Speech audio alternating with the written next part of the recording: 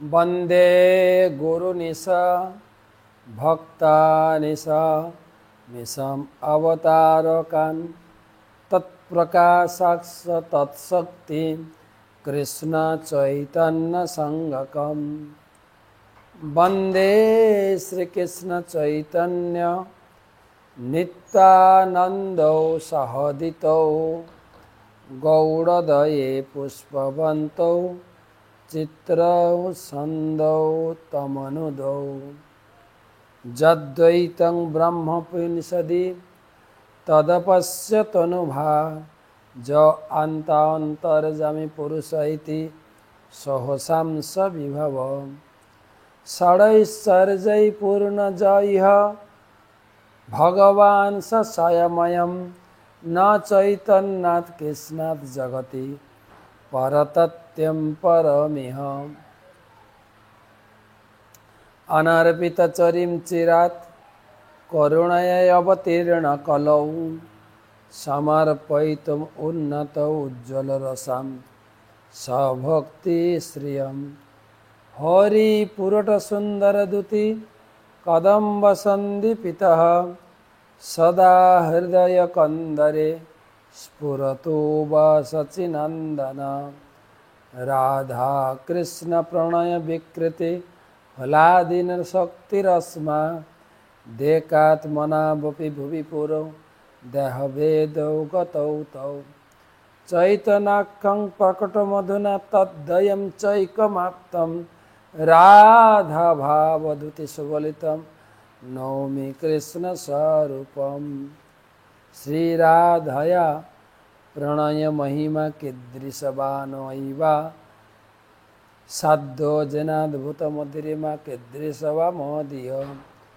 सौखाञ्जस्य मदनुभवत कीदृशं वेति लोभा तद्भावाढ्य समजनि सचिगर्भसिन्धौ हरिन्दु संकर्षणकारणदोषाय गर्भदोषाय च पयधिशाय शेषश्च सांसकलश नित्यानन्दाख्य राम शरणं ममास्तु मायातीते व्यापि वैकुण्ठलोके पूर्णैश्चर्ये श्रीचतुर्भुज मध्ये रूपं यस्सद्भाति संकर्षणाख्यं तं श्रीनित्यानन्दरामं प्रपद्ये मायार्भर्तजान्दसङ्घाश्रयाङ्ग शेते साक्षात्कारं मां वधि मध्ये जस्वैकांश श्रीपुमाणादिदेव तं श्रीनित्यानन्दाख्य रामं प्रपद्ये जस्सं संसशीलगर्भदोकसायि जन्नाभब्जं लोकसङ्घातनालं लोकस्रष्टुश्रुतिकाधाम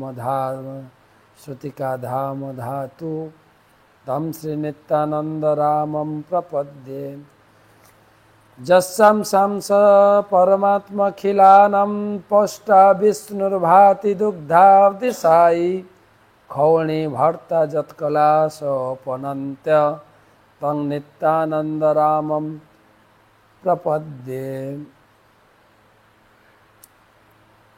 वन्दे अहं श्रीगुरो श्रीयुतपदकमलं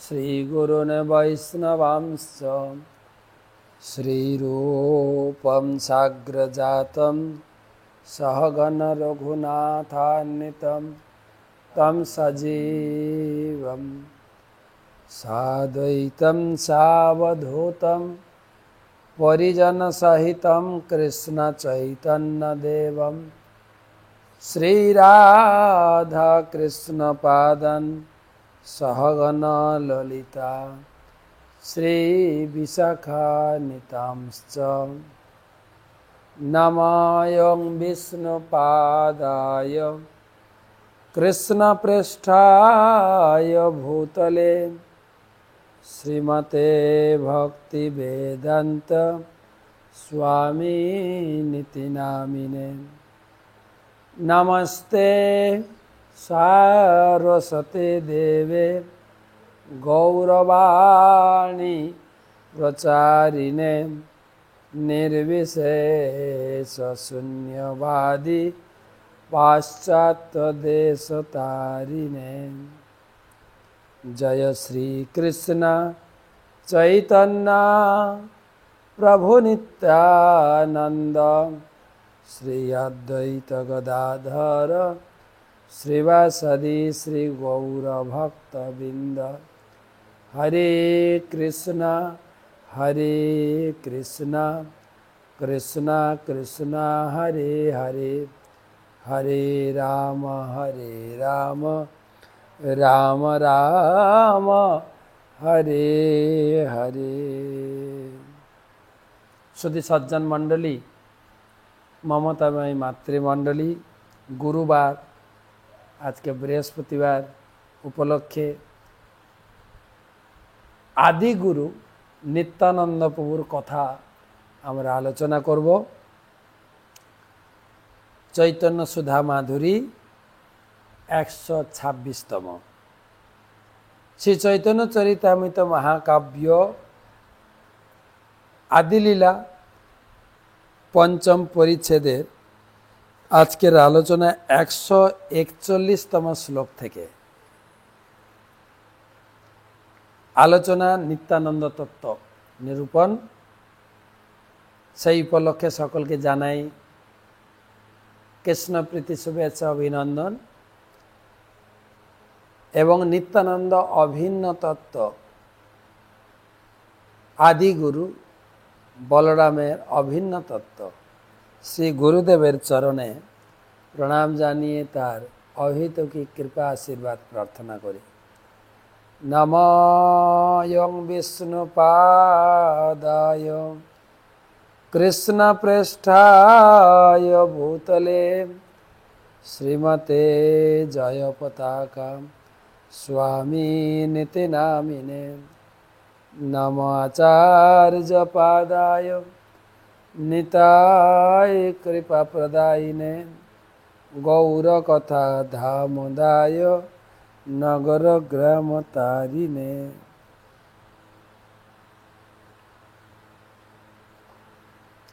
जय जय श्री चैतन्य जय नित्यानंद, जय अद्वैत चंद्र जय गौर भक्तबिंद। जय जय श्री चैतन्य जय नित्यानंद, जय अद्वैत चंद्र जय गौर भक्तबिंद। श्री चैतन्य महाप्रभु, नित्यानंद प्रभु, अद्वैत आचार्य प्रभु एवं चैतन्य महाप्रभुर असंख्य पार्षदबृंद सकलेर जय होक। आपनारा जारा এই क्लास श्रवण करছেন আপনাদের সকলের জয় হোক। आलोचना 141 श्लोक থেকে। जस्सांघ्रि पंकजारज अखिल लोकोपालयी मौलोत्तमेध्रु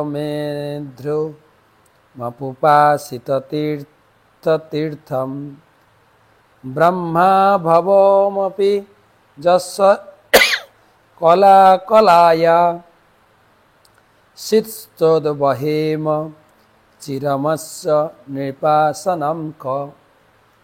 समस्त विश्व ब्रह्मांडेर पालन कर्तारा समस्त तीर्थेर तीर्थ स्वरूप जार पदरज तादेर मुकुट शोभित मस्तके धारण करें एवं ब्रह्मा शिव आदि बलदेव ब्रह्मा शिव आमी बलदेव लक्ष्मी आमरा केउ अंश केउ अंशेर अंश तार पदरज चिरकाल मस्तके धारण करी तार काछे सामान्य राज्य सिंहासनेर की कथा।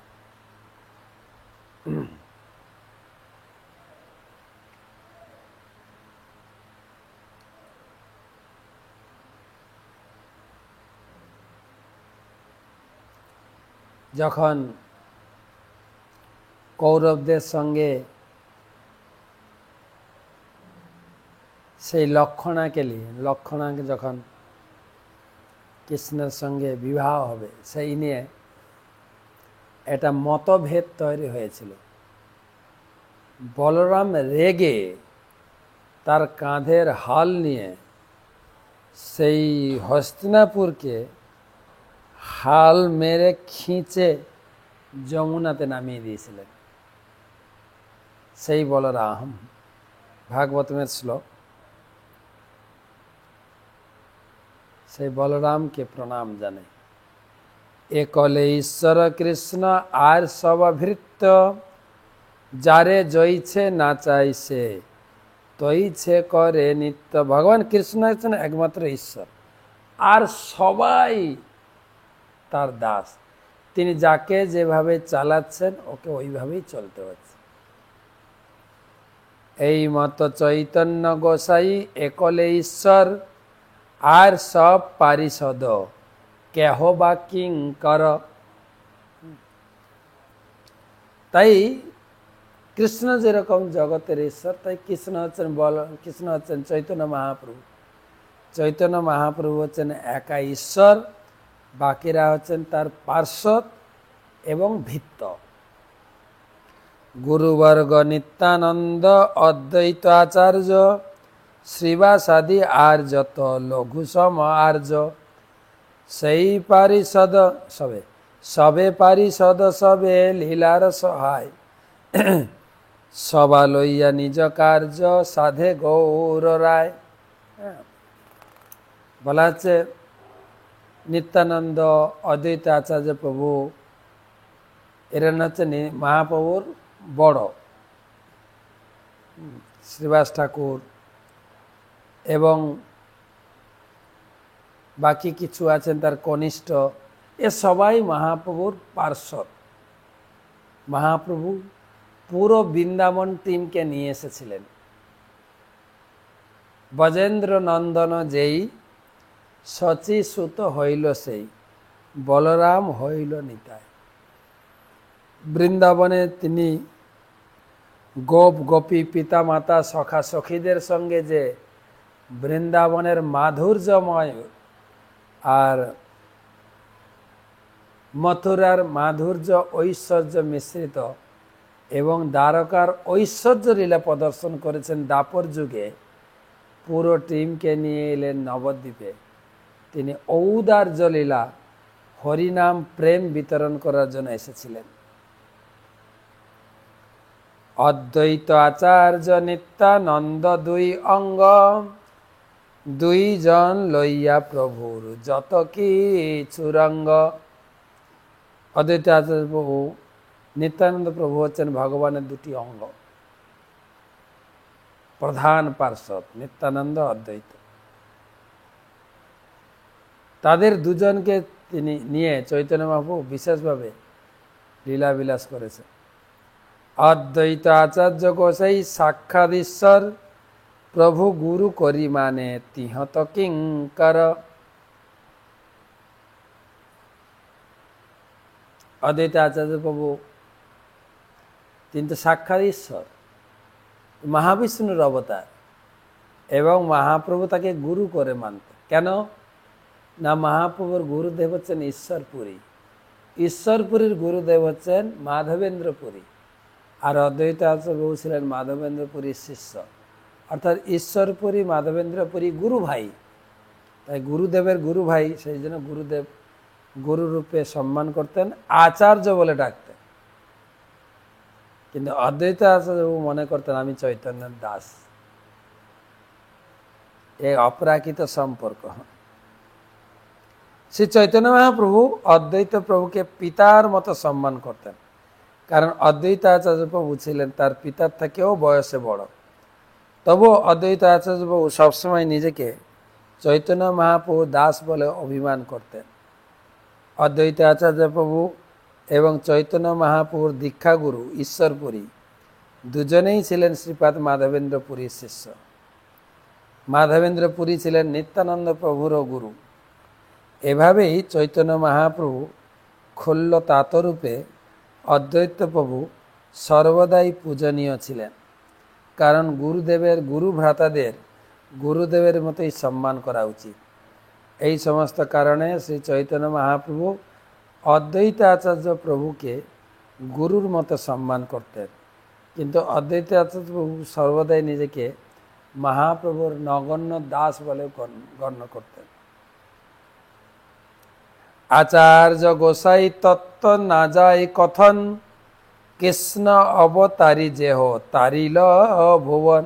অদ্বৈত আচার্যের কথা কি বলবো, তিনি ঈশ্বরকে এই জগতে নামিয়ে আনলেন। নিত্যানন্দ স্বরূপ পূর্বে হইয়া লক্ষ্মণ, লঘু ভ্রাতা হইয়া করে রামের সেবন। আরে নিত্যানন্দ কে ছিল? নিত্যানন্দ ছিলেন রাম অবতারে লক্ষণ, ছোট ভাই ছিলেন লঘু, লঘু ভ্রাতা, তার নাম হচ্ছে রামানুজ লক্ষণ। তিনি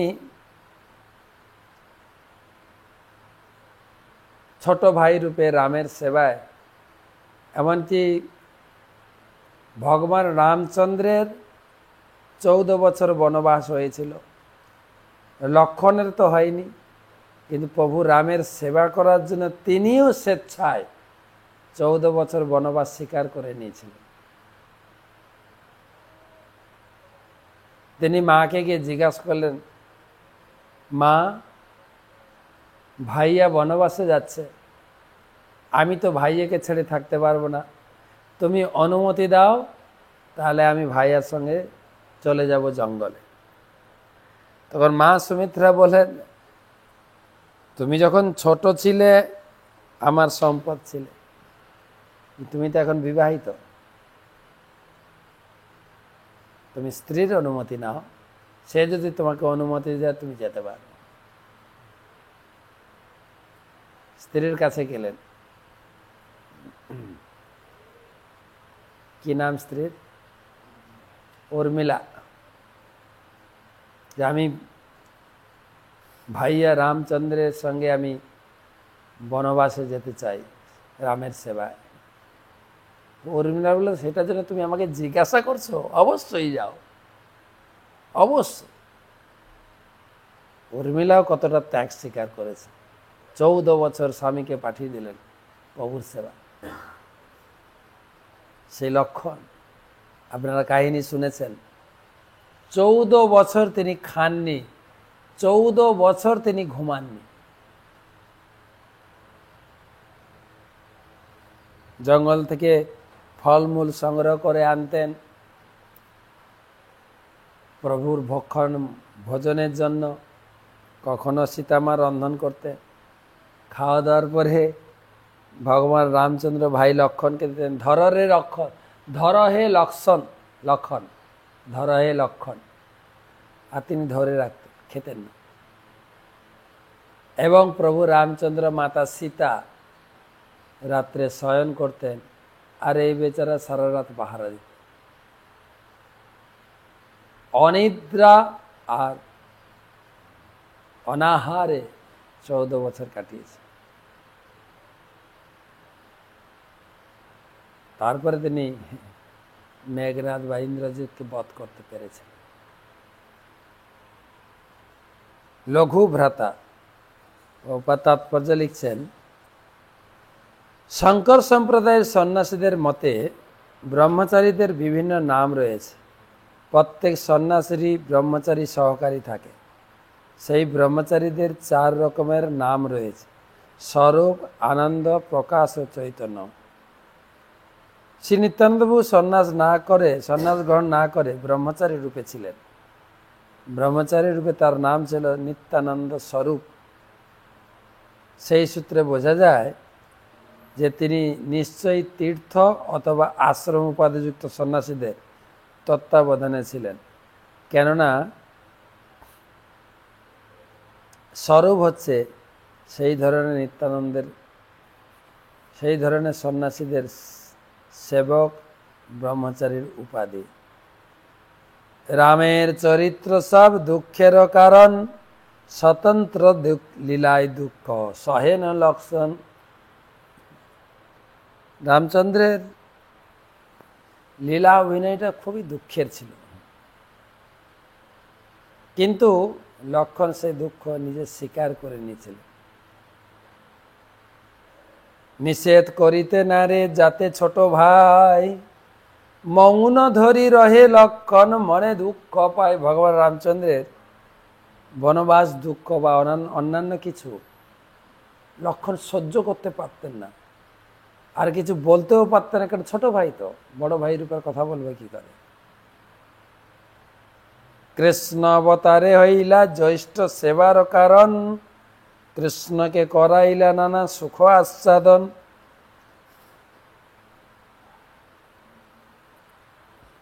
কিন্তু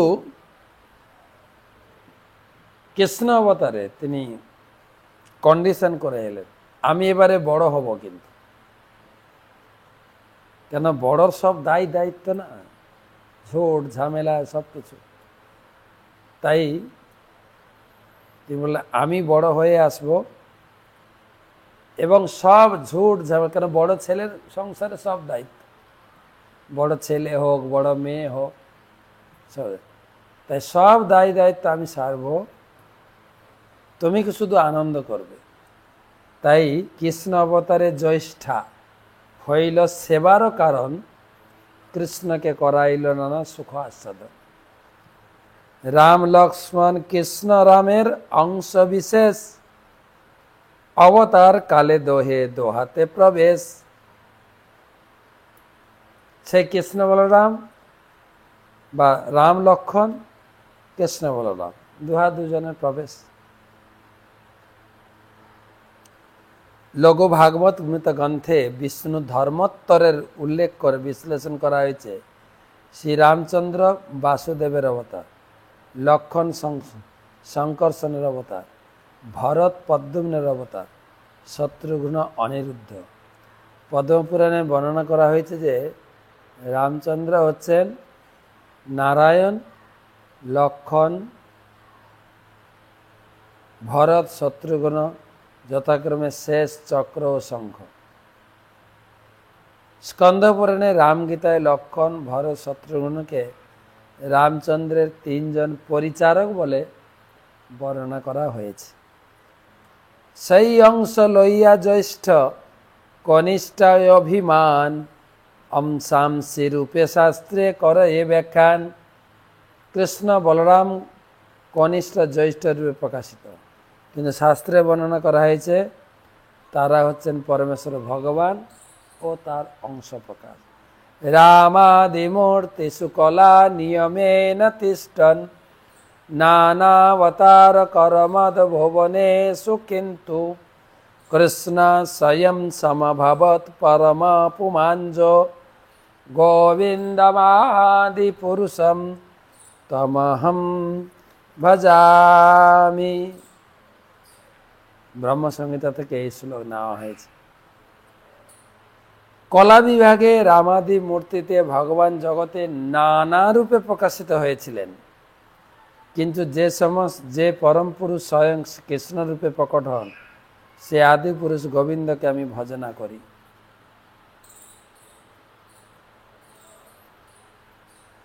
শ্রী চৈতন্য সেই কৃষ্ণ নিত্যানন্দরাম, নিত্যানন্দ পূর্ণ করে চৈতন্যের কাম।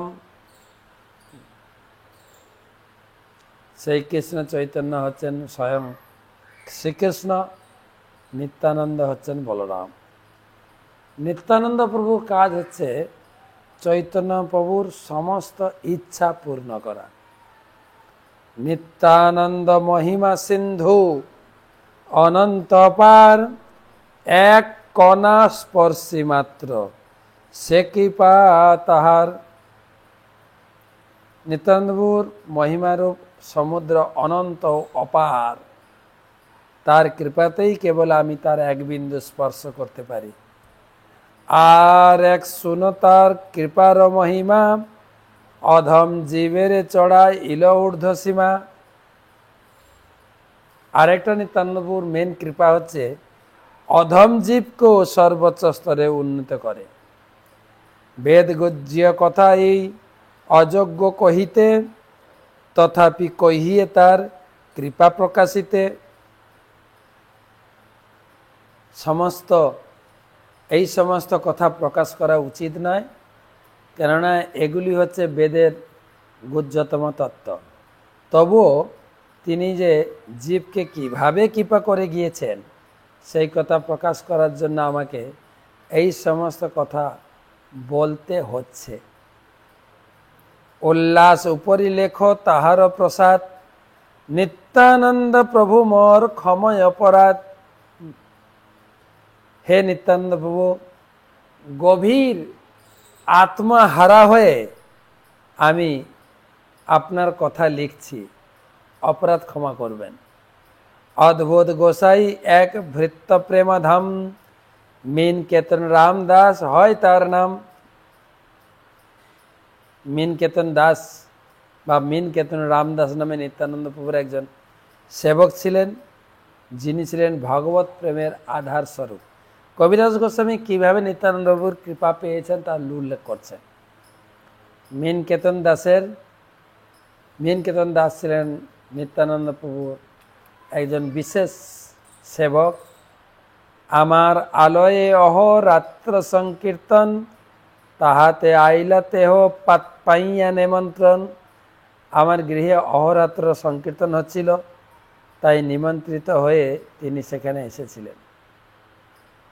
মিনকেতন দাস মহাপ্রেমময় তিহ বসিলা অঙ্গনে, সকল বৈষ্ণবতার বন্দিলা চরণে। নমস্কার করিতে কার উপরেতে চড়ে, প্রেমে কারে বংশী মারে কাহাকে চাপড়ে।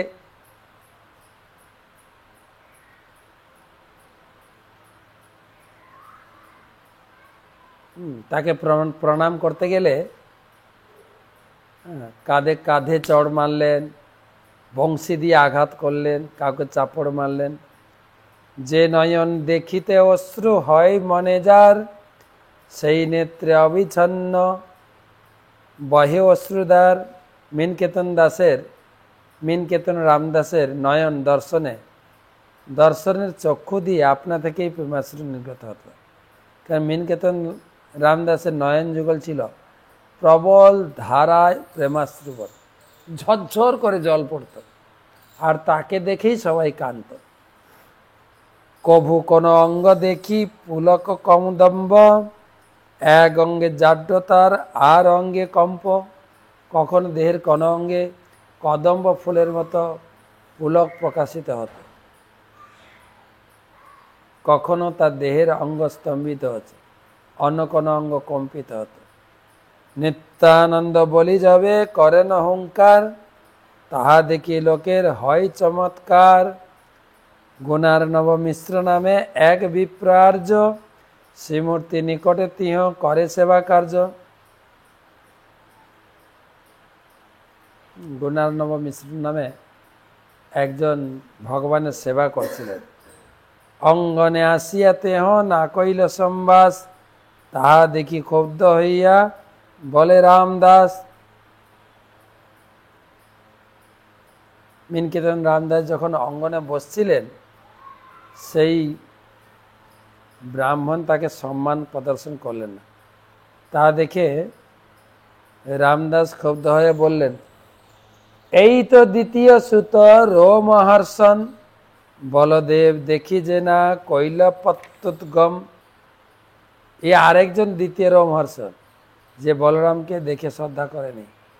এত বলি নাচে গায় কর এ সন্তোষ, কৃষ্ণ কার্য করে বিপ্র না করিল রোষ।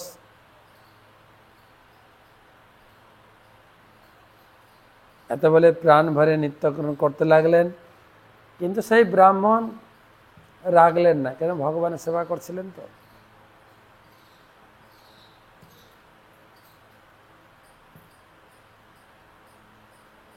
প্রভুপাদের তাৎপর্য একটু পড়ি। মিনকেতন রামদাস ছিলেন নিত্যানন্দপুর এক মহান ভক্ত। তিনি যখন ছিল কৃষ্ণদাস কবিরাজ গোস্বামীর গৃহে আসেন, তখন গুণার্ণব মিশ্র নামে এক পূজারী গৃহে স্থাপিত শিবগৃহে পূজা করছিলেন। তিনি শ্রদ্ধা সহকারে মিনকেতন রামদাসকে সম্ভাষণ করেনি।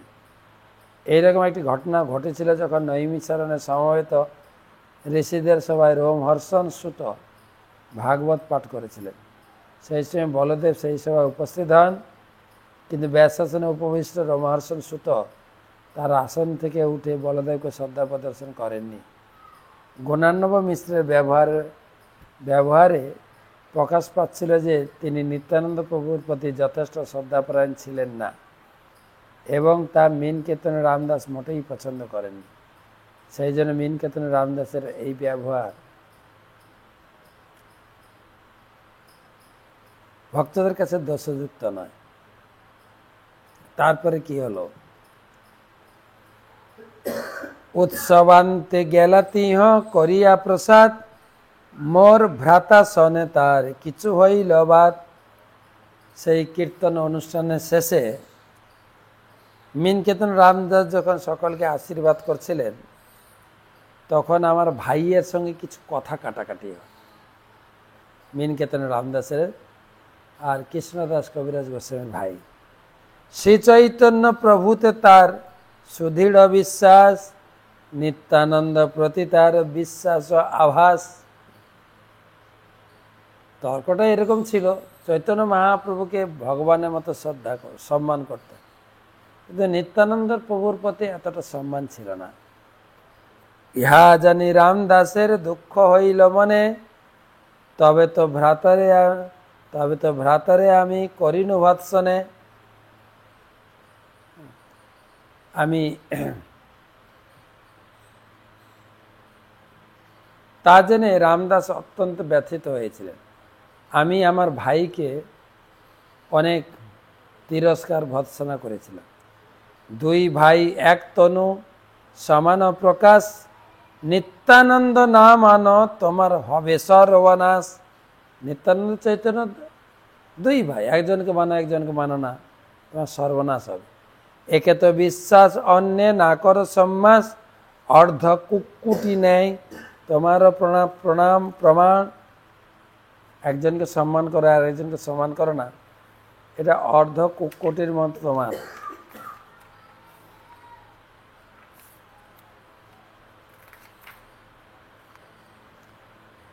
কিবা দোহা না মানিয়া হয়তো পাষণ্ড, একে মানি আরে না মানি এই মতো ভণ্ড।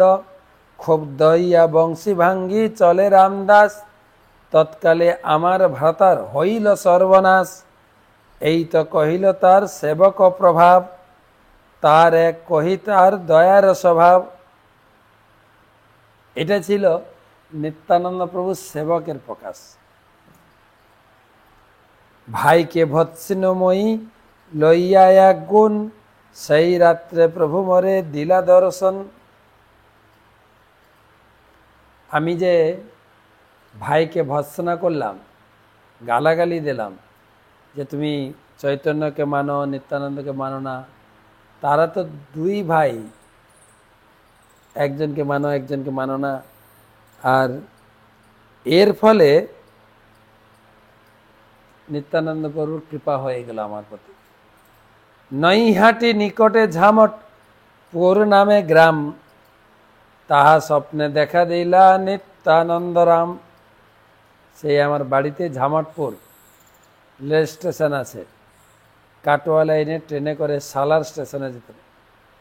সেই ঝামটপুরের আমার সেই বাড়িতে নিত্যানন্দ স্বপ্নে আমাকে দর্শন দিলেন। দণ্ডবধ হইয়া আমি পড়িনু পায়েতে, নিজ পাদ পদ্ম প্রভু দিলা মোর মাথে। উঠো উঠো বলি মোরে বলে বারবার, উঠি তার রূপ দেখি হইনু চমৎকার। আমি বারবার নিত্যানন্দ প্রভুকে দণ্ডবধ প্রণাম করছি। নিত্যানন্দ প্রভু বলছে, আরে উঠো আমার স্বরূপ দর্শন করো। আর সেই চমৎকার নিত্যানন্দ প্রভুর দর্শন আমি পেয়েছিলাম স্বপ্নে। শ্যাম চিঙ্কন কান্তি প্রকাণ্ড শরীর, সাক্ষাৎ কন্দর্ব জয়িতে মহামল্লবীর। সুবলিত হস্তপদ কমল নয়ান, পট্টবস্ত্র শিরে পট্টবস্ত্র পরিধান। সুবর্ণ কুণ্ডল কর্ণে স্বর্ণাগদবালা, পায়েতে নূপুর বাজে, কণ্ঠে পুষ্পমালা, চন্দন লেপিত অঙ্গ, তিলক সুঠাম, মত্ত গজ যিনি মদ, মন্থর মায়া পয়ান, কটিচন্দ্র যিনি মুখ, উজ্জ্বল বরণ, দাড়িম্ব বীজ সম, দন্ত তাম্বুল চরণ। দাড়িম্ব বীজ জানেন, ওই যে বেদানা, বেদানাকে কি বলে আরো? বেদানা, হ্যাঁ, ডালিম, হিন্দিতে কি বলে? বেদানাতে দেখবেন বীজগুলো কত সুন্দর সাজানো আছে। ঠিক নিত্যানন্দ প্রভুর আনার নিত্যানন্দপুর দাঁতগুলো সেই রকম সাজানো, পান খেয়ে দাঁতগুলো টকটকে লাল হয়ে গেছে, আর একদম সুন্দর করে দাড়িম্ব বীজের মতো সাজানো আছে। দাড়িম্ব বীজসম দন্ত তাম্বুল চর্ম, লালচে হয়ে গেছে। প্রেমে মত্তঙ্গ ডাহিনে বামে হেলে, কৃষ্ণ কৃষ্ণ বলিয়া গম্ভীর বল বলে। খুব আনন্দে মত্ত হয়ে কৃষ্ণ কৃষ্ণ কৃষ্ণ নিত্যানন্দ কীর্তন করছে। রাগা ষষ্ঠী হস্ত দলে যেন মত্ত সিংহ, চারিপেশি বেড়ি আছে চরণেতে ভিঙ্গ। হাতে ছিল রাঙা যষ্টি, আর দেখে মনে হচ্ছিল যেন এক মত্ত সিংহ। তার চরণ কমলেরও তার চারপাশে চরণ কমলে উঠছিল ভ্রমর। পারিষদ গণেশ দেখি সব গোপবেশে, কৃষ্ণ কৃষ্ণ কহে সবে সপ্রেম আবেশে। সিঙ্গা বাঁশি বাজাই কেহ, কেহ নাচে গায়, সেবক জগাই তাম্বুল চামর ঢুলায়। নিত্যানন্দ স্বরূপের দেখিয়া বৈভব, কিবা রূপ গুণ লীলা অলৌকিক সব। আনন্দে বিহল আমি কিছু নাহি জানি, তবে হাসি মরে প্রভু কহিলে ন বাণী। নিত্যানন্দ প্রভু এবার স্বপ্নে আমাকে দর্শন দিয়েছিলেন, আর হেসে হেসে আমাকে বলছেন, আরে আরে কৃষ্ণ দাস না করহ ভয়, বৃন্দাবনে যাহ তাহা সর্বলভ্য হয়।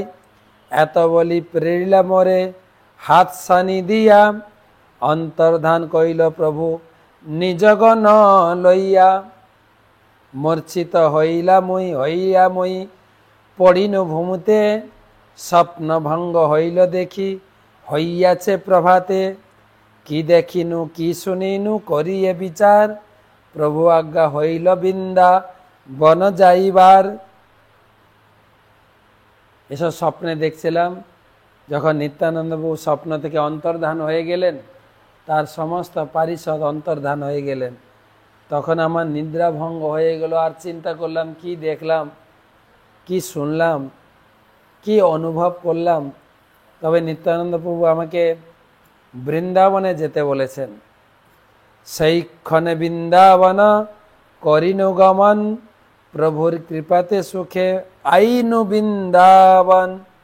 জয় জয় নিত্যানন্দ নিত্যানন্দ রাম, যাহার কৃপাতে পাইনু বৃন্দাবন ধাম। জয় জয় নিত্যানন্দ জয় কৃপাময়, যাহা হইতে পাইনু রূপ সনাতনাশ্রয়। যাহা হইতে পাইনু রঘুনাথ মহাশয়, যাহা হইতে পাইনু শ্রী স্বরূপ আশ্রয়। নিত্যানন্দ কৃপায় আমি বৃন্দাবন আসতে পেরেছি, আর বৃন্দাবনে ষড় গোস্বামীর আশ্রয় লাভ করার নাম ধরে ধরে বলছে সুযোগ হয়েছে। নিত্যানন্দ তাকে বৃন্দাবন নিয়ে গেছে। ছোট তাৎপর্য, কেউ যদি শ্রী রাধাকৃষ্ণের সেবায় দক্ষতা লাভ করতে চান, তাহলে তাকে নিরন্তর শ্রী স্বরূপ দামোদর গোস্বামী, রূপ গোস্বামী, সনাতন গোস্বামী, রঘুনাথ দাস গোস্বামী কৃপা লাভ করতে হবে।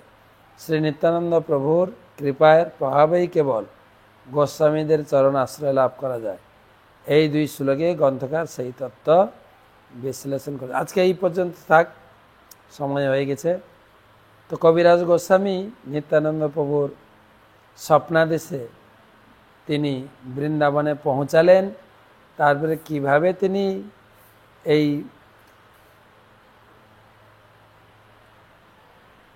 চৈতন্য চরিতামৃত রচনা করলেন সেটাও আলোচনা আসবে, তবে এই অধ্যায়ে না। এই অধ্যায়ে তিনি বর্ণনা করলেন নিত্যানন্দ প্রভুর কৃপা তিনি কিভাবে লাভ করলেন। আজকে এই পর্যন্ত রাখি, আর পরের বৃহস্পতিবার এই অধ্যায়টা আশা করি শেষ হবে। আজকে আলোচনা করলাম 202তম শ্লোক পর্যন্ত।